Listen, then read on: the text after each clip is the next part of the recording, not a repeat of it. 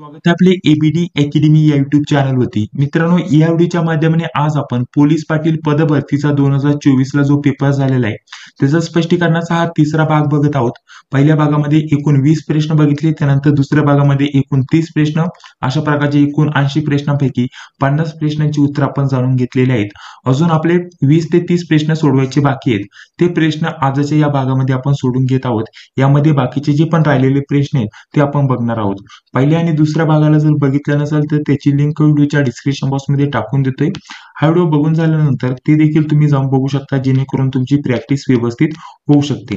आता हा पोलीस पाटील पद भरतीचा 2024 रोजी झालेला पेपर आहे, जेणेकरून स्वरूप तुम्हाला लेटेस्ट काय होतं ते समजून येणार आहे. तर बघा, पुढील आपल्याला 51 नंबरचा प्रश्न काय दिला होता, इथपर्यंत आपण सोडवत आलेलो होतो. 51 नंबरचा प्रश्न दिलेला आहे, मनरेगा खालीलपैकी कोणासाठी प्राधान्याने कार्यरत आहे, अशा प्रकारचा प्रश्न विचारला होता. तर ऑप्शन बी या प्रश्नाचं इथे योग्य उत्तर होतं.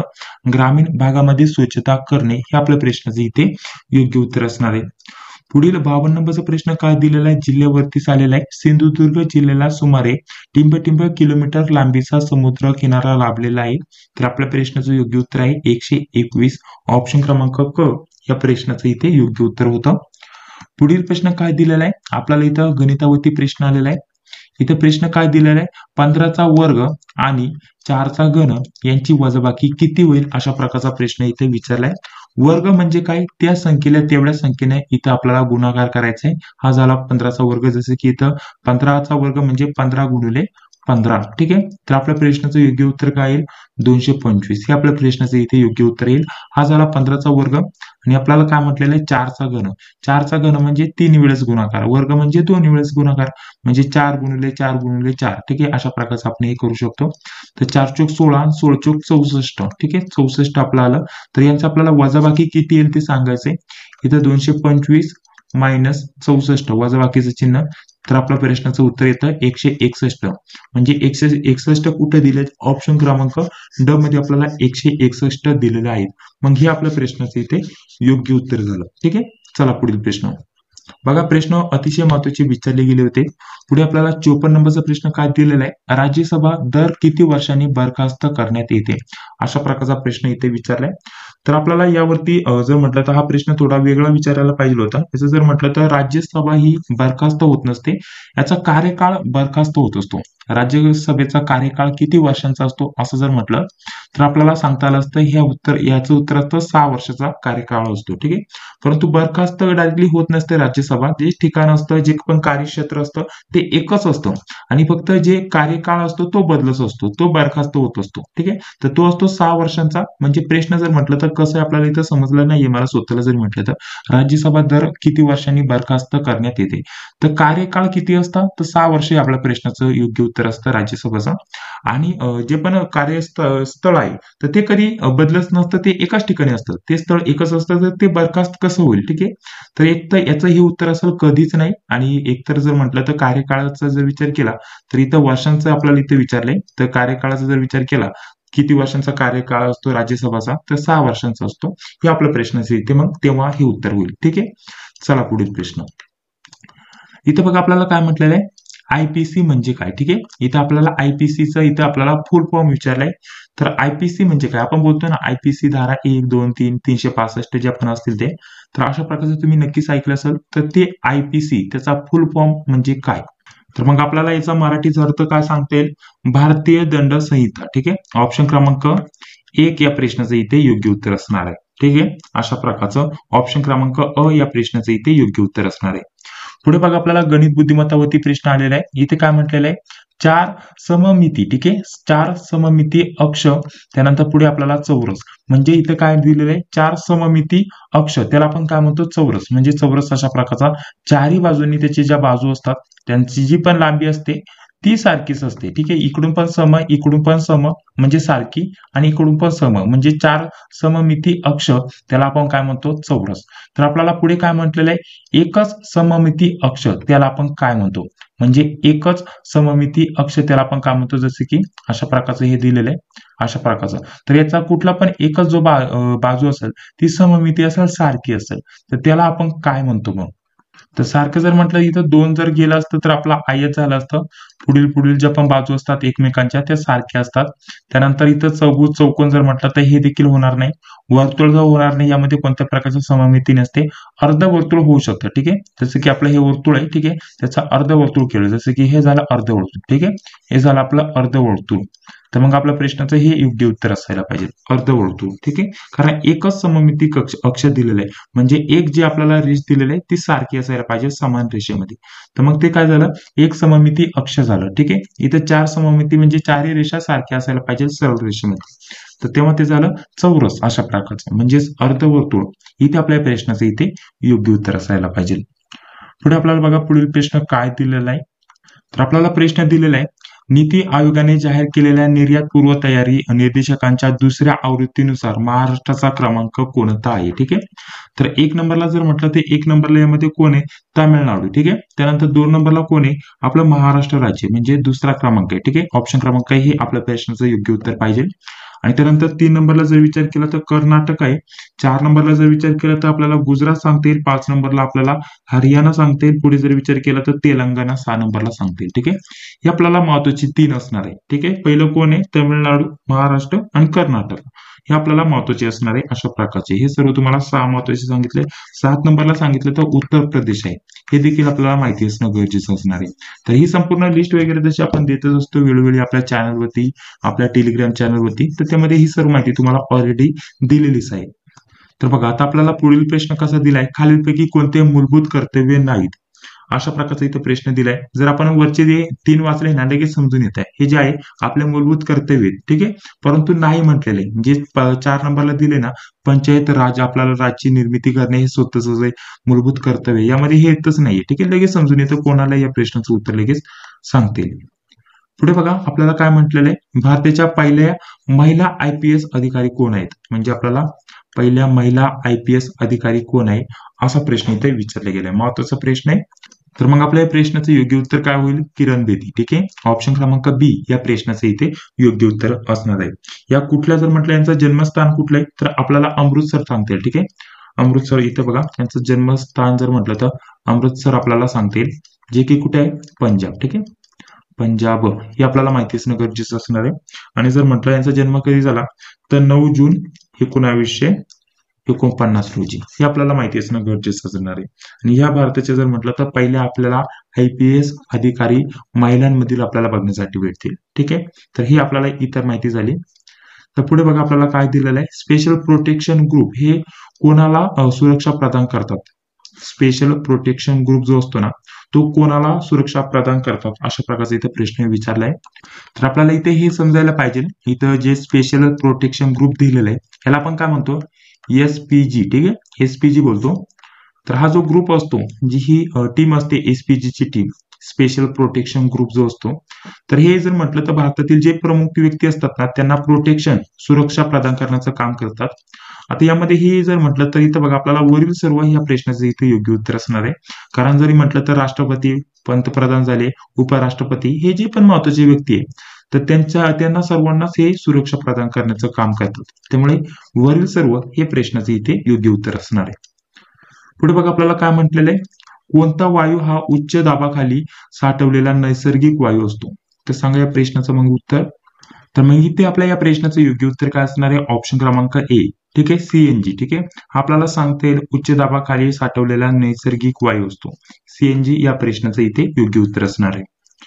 पुढे बघा आपल्याला गणित बुद्धिमत्तावरती प्रश्न आलेला आहे. तर बघा मग हे आपल्याला कसं सोडवता येईल, इथे काय म्हटलेलं आहे, 5 क्रमवार संख्यांची सरासरी 25 आहे. तर आपल्याला खालीलपैकी जी पण आहे सर्वात लहान संख्या इथे ओळखायची आहे. तर लहान संख्या कशी ओळखता येईल ते बघूया. तर इथे आपल्याला 5 क्रमवार संख्यांची सरासरी 25 दिलेली आहे. तर आपण सर्वप्रथम इथे सरासरी घेऊया. तर बघा इथे आता आपल्याला त्या संख्या माहिती आहे का, 5 कोणकोणत्या संख्या आहेत, नाही, तर आपण x मानू, ठीक आहे. तर पहिली संख्या x मानली. दुसरी संख्या, आता दुसरी संख्या आपल्याला माहिती का, नाही, पहिली पण माहिती नाही, दुसरी पण माहिती नाही. तर x ही पहिली संख्या झाली. त्यानंतर x प्लस 1 ही दुसरी संख्या झाली, ही पहिली संख्या, ही दुसरी झाली. त्यानंतर x प्लस 2 ही तिसरी संख्या आपण मानली. त्यानंतर जर विचार केला तर आपल्याला चौथी संख्या मानायची, तर आपण x प्लस 3 घेणार, ही चौथी संख्या. त्यानंतर x प्लस 4 घेणार, ही 5 नंबरची संख्या, ही आपल्याला 5 संख्या भेटली, आपण ही मानून घेतली अशा प्रकारचं 1 2 3 4 5 अशा प्रकारची संख्या मानून घेतलं. यांची सरासरी किती आहे? 25 आहे. तर बरोबर किती? 25. आणि एकूण किती संख्या आहे? 5 क्रमवार संख्या आहे. तर भागाकारामध्ये ते आपण 5 संख्या घेतल्या. ठीक आहे, मांडणी कशी केली ते समजलं. आणि फक्त हे सोडवायचं आणि त्यानंतर छोटी मोठी संख्या दोन्ही आपल्याकडे येऊन जातील. आता हे आपल्याला इथपर्यंत समजलं. आता इथे किती? 1 2 3 त्यानंतर 4 आणि 5 5 x झाले, बरोबर. आणि त्यानंतर इथे जर यांची बेरीज केली तर, कारण इथं बेरीज करायची, सरासरी म्हणजे आपल्याला बेरीज करायची असते. तर इथे 1 त्यानंतर हे 1 आणि 2 किती झाले? 3 3 आणि हे 3 किती झाले? 6, बरोबर. आणि 6 आणि हे 4 किती झाले? 10. म्हणजे आपल्याला हे 5 1 झाले टोटल, आणि प्लस हे एकूण यांची बेरीज किती झाले? हे 3 आणि 3 आणि 3 हे 6 आणि 6 आणि 4 10, हे 10 झालं. म्हणजे हे उदाहरण आपण अशा प्रकारचं इथे सोडू शकतो. म्हणजे इथे खाली मी नोट करतो, इथं 5 1 झाले प्लस 10 झाले, आणि हे खाली भागाकारात 5 आणि इथं आपल्याला बरोबर हे 25 आहे, तसेच आपण इथं नोट केले. इथपर्यंत तुम्हाला समजलं. आता आपल्याला जास्त काय करण्याची गरज नाही. हे इकडे भागाकारात असते, हे आपल्याला माहितीच आहे. हे आपल्याला इकडे न्यायचंय. इथं 5 x होते, तर हे 5 x आपण असे ठेवले, प्लस 10 बरोबर इथं 25 होते, तर आपण इथं 25 घेऊया. ठीक आहे, इथे आपण काय घेऊया? 25. आता हा 5 इकडं भागाकारात होता, तर इकडे गुणाकारात नेला. ठीक आहे, इथं गुणाकारात इथं 5 झाला, बरोबर. अशा प्रकारचं. आता आपल्याला पुढे हे सोडवायचंय. 5 x होते तसे ठेवले आपण सध्याच्या पुरते, हे 10 आहे असे ठेवले. आता यांचा गुणाकार केला, 25 गुणिले 5. 25 गुणिले 5 केल्यानंतर आपल्या प्रश्नाचं किती उत्तर येतं सांगा बरं? 25 गुणिले 5 केल्यानंतर आपल्या प्रश्नाचं योग्य उत्तर येतं किती सांगा? 115. ठीक आहे, 115 नाही, 125. 125 आपलं या प्रश्नाचं इथे योग्य उत्तर येतं. 25 गुणिले 5, तर 125 आपलं उत्तर आलं. इथं 5 x होते आणि त्यानंतर इथं 10 होते. आता हे 10 इकडे प्लस मध्ये. ठीक आहे, आता आपल्याला हे या साईडला न्यायचे. ठीक आहे, कारण एकच संख्या ठेवायची, आपल्याला x ची किंमत काढायची. तर आता हे 125 होते, इकडे हे मायनस, इथं 10 प्लस होते, तर या साईडला आल्यानंतर हे 10 मायनस झाले. 5x त्यानंतर हे मायनस केले, 25 मधून 10 गेले, तर 115 राहिले, बरोबर. आता हा x इकडेच ठेवला, हे 115 आणि हा भागाकारात गेला, यांचा डायरेक्टली भागाकार केला. तर आता आपल्याला 125 भागिले जर आपण इथं 5 केलं, तर आपल्या प्रश्नाचं योग्य उत्तर किती येतं? 125 नाही, 115 भागिले 5 केलं, तर आपल्या प्रश्नाचं मग किती उत्तर येतं? 115 भागिले 5, तर आपल्या प्रश्नाचं उत्तर येतं 23. ठीक आहे, म्हणजे x ची जी किंमत आहे ती आपल्याला इथं 23 मिळाली. ठीक आहे, म्हणजेच आपल्याला इथं जी पहिली संख्या कोणती असणार आहे? 23 असणार आहे. दुसरी संख्या 24 असणार आहे. त्यानंतर अशाच प्रकारच्या पुढील संख्या 25, त्यानंतर 26, त्यानंतर 27, अशा प्रकारच्या या 5 संख्या आपल्याला इथं सांगता येतील. लहानात लहान संख्या इथे विचारले, तर मग ती सर्वात लहानात लहान संख्या कोणती झाली? 23 संख्या झाली. हे तुम्हाला इथे समजून आलेलं असेल. या टाईपचे हे जे उदाहरणं असतात ते आपल्याला सोडवायचे असतात. फक्त तुम्हाला कॅल्क्युलेशन थोडं मोठं दिसत असतं, परंतु तुम्ही जरी हातावरती कॅल्क्युलेशन केलं तर हे तुम्ही सोडवू शकता. परंतु कसं सोडवायचं ते तुम्हाला एक आयडिया मी इथं दिलेली आहे. तर चला पुढील प्रश्न आता बघूया. आपल्याला पुढील प्रश्न काय दिलेला आहे? भारताच्या परकीय गुप्तचर संस्थेचे नाव काय? ठीक आहे, भारताच्या परकीय गुप्तचर संस्थेचे नाव काय? तर रॉ आहे. ठीक आहे, त्याला आपण रॉ एजंट वगैरे बोलतो ना, असं तुम्ही ऐकलेलं असेल. तर रॉ हे आपल्याला सांगता येईल. रॉ आंतरराष्ट्रीय हेरगिरी करणारी भारतीय संस्था. ठीक आहे, तर हे आपल्याला पूर्ण सांगता येईल अशा प्रकारचं. पुढे बघा, आपल्याला गणित बुद्धिमत्ता इथं प्रश्न आलेला आहे. प्रश्न काय दिलेला आहे? एका विशिष्ट भाषेत म्हणजे सांकेतिक लिपीत किंवा भाषेत इथं प्रश्न आलेला आहे. बुद्धिमत्तेचा प्रश्न आहे, आपल्याला काय म्हटलेलं आहे? एका विशिष्ट सांकेतिक भाषेत. आपल्याला शब्द काय दिलेला आहे? इथं प्रोडक्ट शब्द दिलेला आहे. ठीक आहे, एका विशिष्ट सांकेतिक भाषेत प्रोडक्ट हा शब्द असा लिहिला जातो. तर त्या सांकेतिक भाषेत आपल्याला क्रिस्टल शब्द दिलेला आहे, तो कसा लिहिला जाईल ते आपल्याला सांगायचं. म्हणजे एकदम सोपे लगेच समजून येते. इथं आपल्याला इथं जेवढे अक्षर आहेत त्याच्यासाठी प्रत्येकासाठी काय अंक दिलेले आहेत. जसं की इथं पी साठी, इथं बघा पी साठी सर्वप्रथम आपल्याला काय दिलंय? इथं आपण इथे धरू शकता 12. त्यानंतर इथं आर साठी काय दिलंय? 14 दिलंय. ठीक आहे, आर साठी काय दिलेलं आहे? पुढे आपण असं प्रकारचं इथे जोडू शकता. त्यानंतर ओ साठी काय दिलेलं आहे? 4 दिले. त्यानंतर डी साठी काय दिले? डी साठी 3 दिले. त्यानंतर यू साठी 5, त्यानंतर सी साठी 2 आणि त्यानंतर टी साठी 16. हे तुम्हाला समजून आलं. तर त्या सांकेतिक भाषेत आपल्याला क्रिस्टलचं काढायचंय. म्हणजे सी साठी इथं काय दिलेलं आहे बघा, इथं सी कुठे आहे? इथे. सी साठी इथं 2 दिलेलं आहे, बरोबर. म्हणजे पहिले आपल्याला काय येईल? 2 येईल. ठीक आहे, 2 कुठे आहे? आता इथेच हे पर्याय कट झाले. ठीक आहे, इथंच आपल्याला विचार करावा लागणार आहे. त्यानंतर इथं आर साठी, तर आर बघा इथे आहे, आर पासून इकडे आल्यानंतर इथं आर साठी इथं 14 आहे. तर 14, 2 नंबरला 14 आलं. त्यानंतर आपण इथे खाली घेऊया सुटसुटीत. 2 14 आलं. त्यानंतर इथं आपण वायचं बघूया.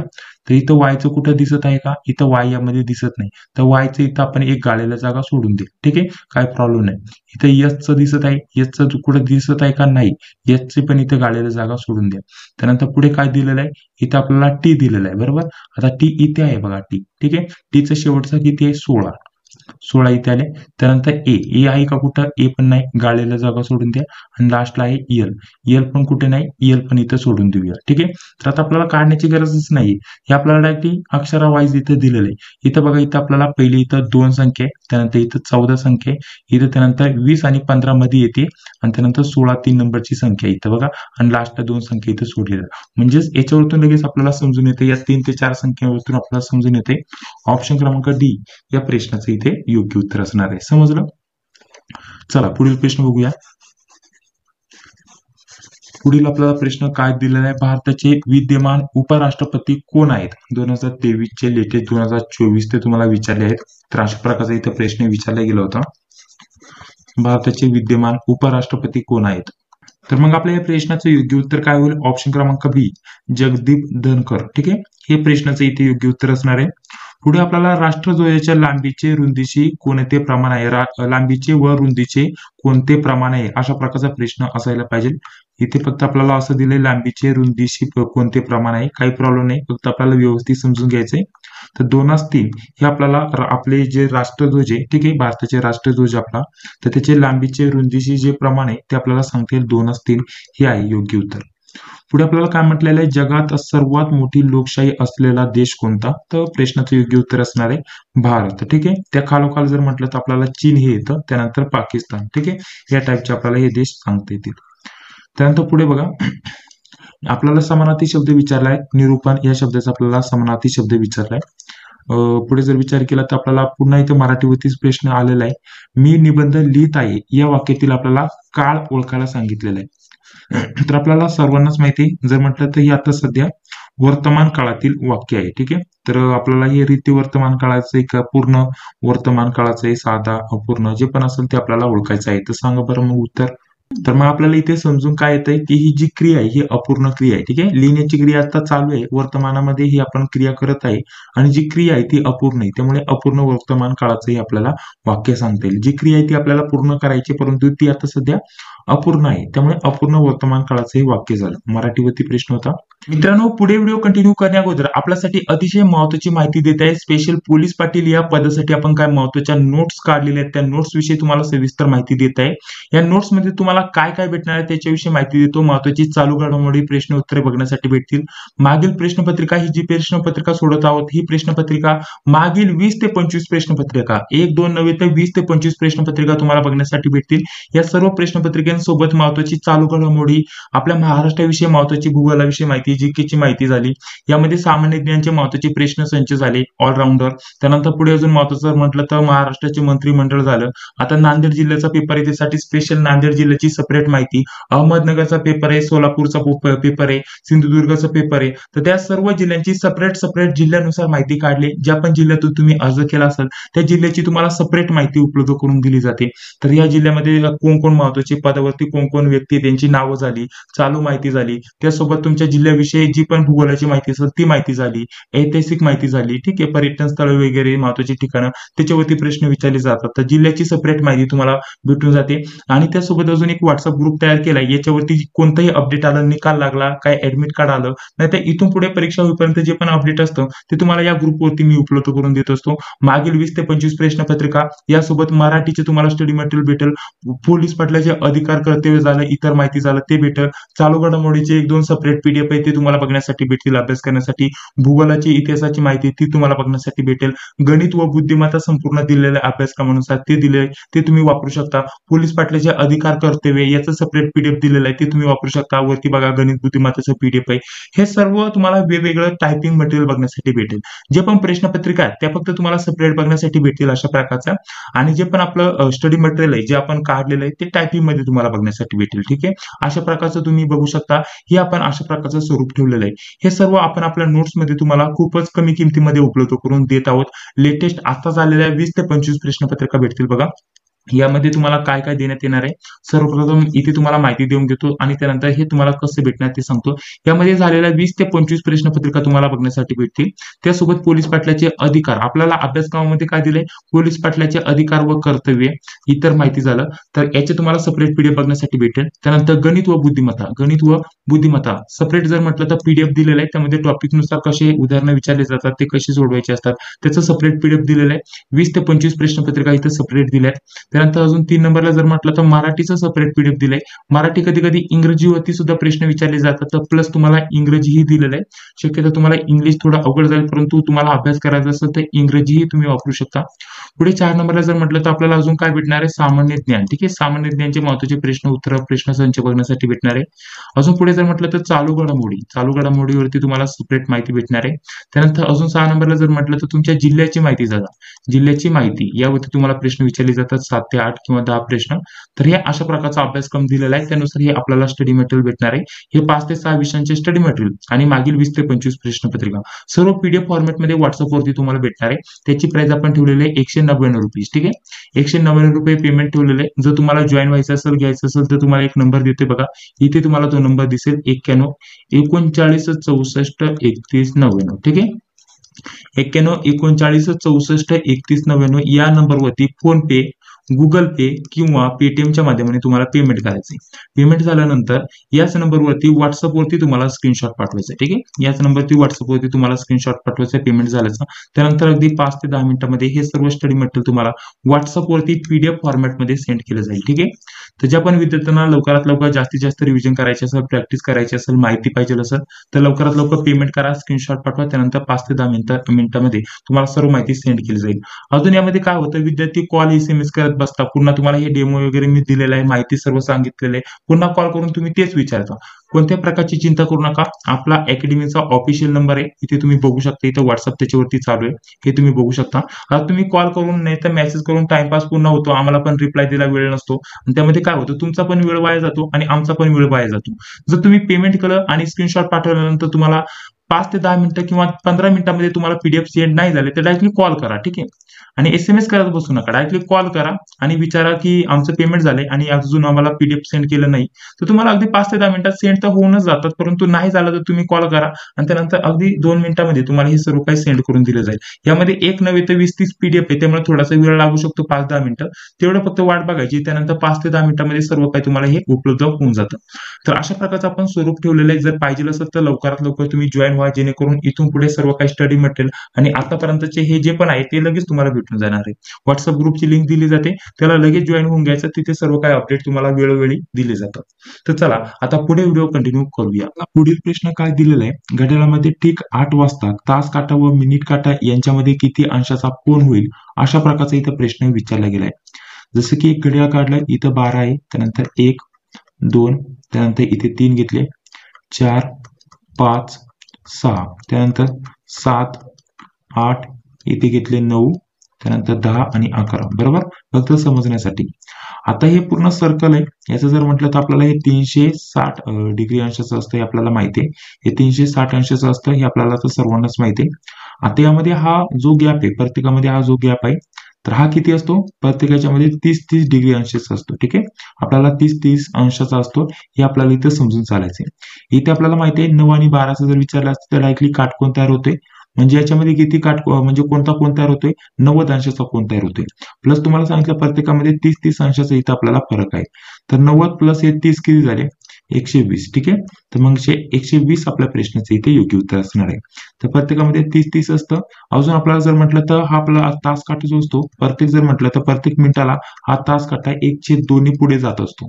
परंतु इथे पर्यायामध्ये जर विचार केला तर आपल्याला 120 ऑलरेडी दिलेला आहे याच्या पुढचे मागची जवळची कोणत्या प्रकारची इथं संख्या दिसत नाहीये आणि इथं आपण डायरेक्टली इथं 90 घेतलं हा झाला 90 अंशाचा कोन.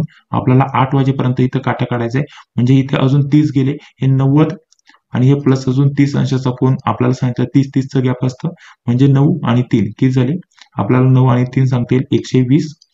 ठीक आहे 120 अंशाचा कोन इथे झालेला आहे. अशा प्रकारचा हा कोन धरला तर हा 120 अंशाचा कोन तयार होतोय. ठीक आहे बेसिक लेवलचे फक्त आपल्याला जर विचार केला ना तरी हे लगेच उदाहरण समजून येते.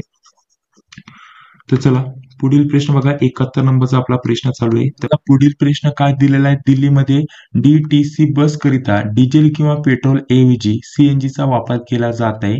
याचे कारण काय आहे? मुख्य कारण आपल्याला विचारले. तसं बघायला गेलं तर आपल्याला CNG हा एक अक्षय नैसर्गिक स्रोत आहे, थोडक्यात हे पण जुळतंय. त्यानंतर डिझेल आणि पेट्रोल हे मर्यादित नैसर्गिक स्रोत आहे, तर हे पण होते, परंतु महत्वाचं आपल्याला हे प्रश्नाचं योग्य उत्तर सांगते. CNG हा एक स्वच्छ आणि त्यासोबत प्रदूषण रहित इंधन आहे, म्हणजेच ऑप्शन क्रमांक डी हे प्रश्नाचं आपल्या इथे योग्य उत्तर असणार आहे. तर चला पुढील आपल्याला प्रश्न काय दिलेला आहे. आपल्याला पुढील प्रश्न दिलेला आहे, महात्मा गांधी तंटामुक्त ग्राम समितीचा अध्यक्ष निवडीचा अधिकार आहे, तो कोणाला आहे? तो असतो ग्रामसभेला. ठीक आहे, महात्मा गांधी तंटामुक्त ग्राम समितीचा अध्यक्ष निवडीचा अधिकार ग्रामसभेला असतो. पुढे पुन्हा गणित बुद्धिमत्तावरती प्रश्न आलेला आहे. तर आपल्याला पुढील प्रश्न काय दिलेला आहे, PQRST. ठीक आहे, यापैकी प्रत्येक व्यक्तीचा पेशा हा शिक्षक, डॉक्टर, वकील, पोलीस अधिकारी आणि बँकर यापैकी आहे. यापैकी प्रत्येक एक व्यक्तीचा पेशा आहे, म्हणजे ते तिथं काम करत आहे. ठीक आहे, किती व्यक्ती एकूण आपण लगेच काढून घेणार, 1 2 3, त्यानंतर हे 4 आणि हे 5. इथे घेतला P, इथे घेतला Q, इथे घेतला RST. ठीक आहे, हे 5 व्यक्ती यांचा पेशा अशा प्रकारचा आहे. तर आपल्याला पुढे मांडणी करायची. P हा पोलीस अधिकारी आहे. हा कोण आहे? पोलीस अधिकारी. याचा इथं विषय संपला. ठीक आहे, म्हणजे आपल्याला याचं काही पुन्हा करण्याची म्हणजे कॅल्क्युलेशन करण्याची गरज नाही. इथे आपल्याला हे समजून आलेलं आहे. पुढे काय म्हटलेलं आहे, Q हा डॉक्टर किंवा वकील नाही. Q हा जो आहे हा डॉक्टर किंवा वकील नाहीये. आणि पुढे आपल्याला म्हटलेलं आहे R शिक्षक आहे. R चा पण इथे विषय संपला, आपल्याला समजून आला ते शिक्षक आहे. आणि पुढे म्हटलंय S हा बँकर किंवा वकील नाही. इथे वकील वकील हे कॉमन गोष्ट आहे. Q पण वकील नाहीये, S पण वकील नाहीये, तर मग उरला कोण? T. तर T हा 100% वकील असणार, कारण इथं S पण वकील नाहीये आणि Q पण वकील नाहीये. आता राहिलं काय, मग यामध्ये आपल्याला कॉमन 2च व्यक्ती राहिल्यात. आता इथं S हा बँकर नाहीये, तर मग बँकर कोण असणार आहे? Q असणार आहे, हा बँकर असणार आहे. आणि इथं हा Q हा कोण नाहीये? डॉक्टर नाहीये, तर मग हा S कोण असणार? डॉक्टर असणार. जी 5ची व्यक्ती आपल्याला काढायची होती ते समजून आलं. तर आपल्याला पुढे काय म्हटलेलं आहे, पुढे तर त्यापैकी बँकर कोण आहे? तर बँकर कुठे आहे? बघा, बँकर आहे Q. तर Q आपल्या प्रश्नाचं इथे योग्य उत्तर असणार. ठीक आहे, या टाईपचा हा प्रश्न इथं सोडवायचा होता. बघा पुढील प्रश्न काय दिलेला आहे, कोरोना विषाणू बाधितून बरे होऊन झालेल्या रुग्णांमध्ये कोणता आजार आढळून आलेला आहे? तर हे सर्वांमध्ये नाही, कंपल्सरी पण आलेलं नव्हतं, कोणाकोणामध्येच फक्त लक्षणे दिसली होती. ठीक आहे, तर यामध्ये वेगवेगळे आजार आपल्याला वेगवेगळे आजार इथं उद्भवलेले बघण्यासाठी भेटले होते. त्यांना ऑलरेडी ते काही आजार होते. हे पुढे पूर्ण जर म्हटलं तर 100% खरं पण घडलेलं नव्हतं. तर यावरती सुद्धा प्रश्न विचारला गेलाय. तर हा प्रश्न मी डायरेक्टली स्किप करत आहे, कारण यावरती कुठेही असं प्रूफ झालेलं नव्हतं. फक्त इथं डायरेक्टली प्रश्न इथं उचलून घेतलेला आहे. पुढे आपल्याला एक इथं दिलेला आहे मोका. ठीक आहे, म्हणजे MCOCA.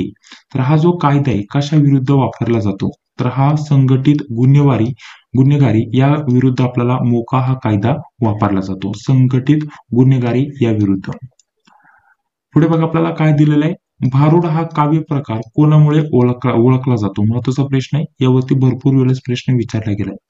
तर मग आपल्या प्रश्नाचं इथे योग्य काय उत्तर असणार आहे? संत एकनाथ. ठीक आहे, आपल्याला गणित बुद्धिमत्तावरती प्रश्न आलेला आहे. एक पाईप एक टाकी 12 तासामध्ये पूर्ण भरू शकतो आणि दुसरा पाईप आहे ती टाकी 18 तासामध्ये पूर्ण रिकामी करू शकतो. दोन्ही पाईप एकाच वेळी उघडल्यास म्हणजे भरण्याचा आणि रिकामी करण्याचा जो पण पाईप आहे तो एका सोबतच चालू केला, रिकामी करण्यासाठी पण पाणी सोडून दिलं आणि भरण्यासाठी पण पाणी इथं वरतून सोडून दिलंय, तर ती टाकी भरण्यासाठी किती वेळ लागेल ते आपल्याला काढायचे. सोपं आहे. इथे जर म्हटलं तर बघा, आपल्याला इथे थोडक्यात जर म्हटलं तर आपल्याला जो भरायचा वेळ आहे आपल्याला किती दिलाय? 12 तास. आपण A मानू भरायचा वेळ, आणि रिकामी व्हायचा जो वेळ आहे तो B मानू. ठीक आहे, 18 तास. अशा प्रकारचं इथे समजून आलं. आता इथं आपल्याला जर कॅल्क्युलेशन करायचं म्हटलं तर आपल्याला इथं पूर्ण त्यांची संख्या माहिती नाहीये, त्यामुळे आपण इथं प्रत्येक जर म्हटलं तर आपल्याला 1 तासाला जो पाईप आहे A पाईप जो भरायचा भाग आहे इथं आपण 1/12 घेऊया, म्हणजे 1/छेदात घेऊया, जेणेकरून योग्य उत्तर आपल्याला काढते. हे आपण अशा प्रकारचं घेतलं. त्यानंतर आता एकाच सोबत हे चालू केलेलं आहे, दोन्ही क्रिया एकाच सोबत चालू केले, म्हणजे आपल्याला हे 1/12 मायनस, कारण याच्यातून मायनस होणार आहे किती मधून? आपल्याला 1/18 मधून. बरोबर, डायरेक्टली कॅल्क्युलेशन केलं आणि त्यानंतर इथं 36 आणि त्यानंतर हे याच्यातून मायनस झालं, 1 आलं 36. त्यानंतर इथं आपलं हे 36 उत्तर आलं. ठीक आहे, 36 तास लागेल अशा प्रकारचं. म्हणजे थोडक्यात विचार केला तरी या प्रश्नाचं योग्य उत्तर आपण देऊ शकतो. बेसिक लेवलचे प्रश्न तुम्हाला विचारले जातात.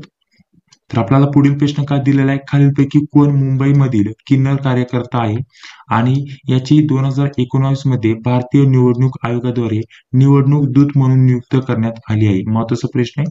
त्यांचं नाव होतं गौरी सावंत. ठीक आहे, हे आपल्या प्रश्नाचं इथे योग्य उत्तर आहे. आपल्याला पुढील प्रश्न काय दिलेला आहे, भारताच्या 2011च्या जनगणनेनुसार महाराष्ट्रातील खालीलपैकी कोणत्या जिल्ह्यात सर्वात कमी अनुसूचित जाती लोकसंख्येचे प्रमाण सर्वात कमी आहे, अशा प्रकारचा इथे प्रश्न विचारला गेलाय. अनुसूचित जाती म्हणजे काय, एससी. अनुसूचित जमाती म्हणजे काय, एसटी. ठीक आहे, हे आपल्याला माहिती असणं गरजेचं असणार आहे.